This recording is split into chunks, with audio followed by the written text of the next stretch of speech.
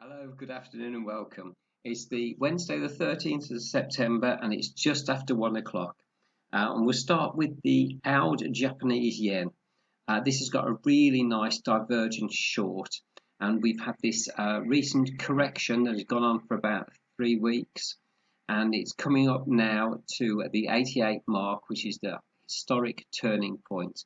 So I'm thinking there maybe is a little bit more upside in this, but this is a fairly good short position to take. With nearly up to resistance on the RSI. This is a resistance line that has been observed over the past few months. So I'm looking for it to bounce off the 88 720 mark. It's actually quite a good sell as it is at the moment. I don't see a lot more upside in this. Euro Japanese yen. We've had a bit of a nothing day today. It is slightly above the historic turning point, which is this brown line here. We shot up yesterday, which was weakness in the Japanese yen. Let's just put it on the 4-hourly chart.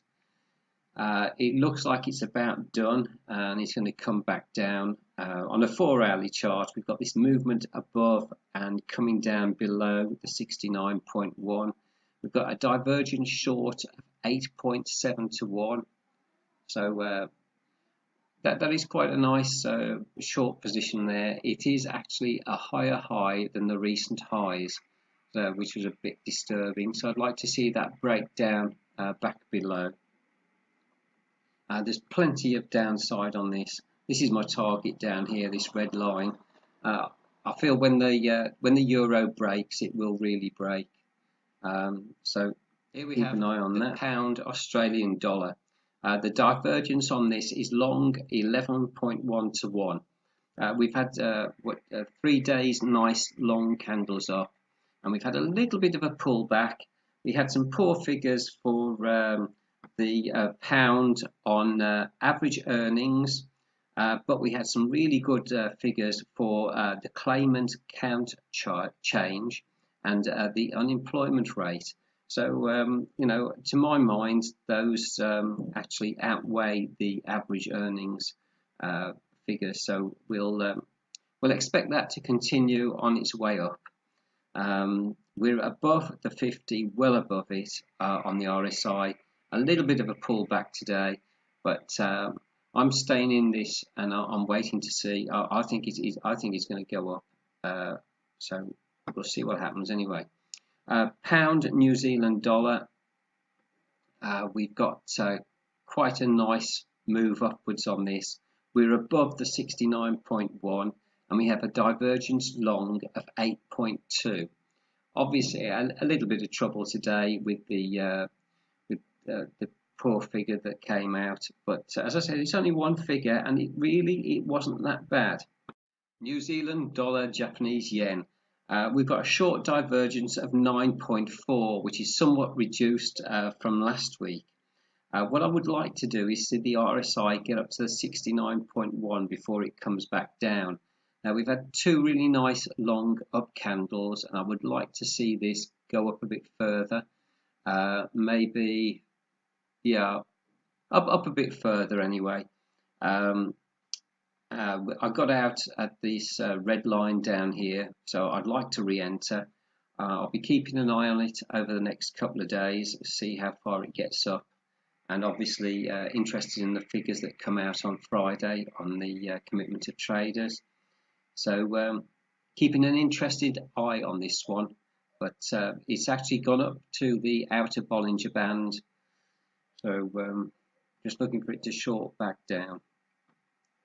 The Euro British Pound. This has been a really nice fall that this has had. I love this trade.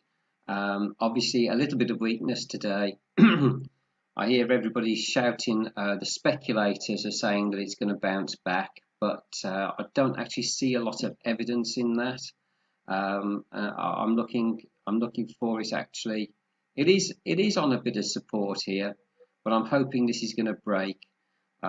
We've got a short divergence of 7.4 to 1.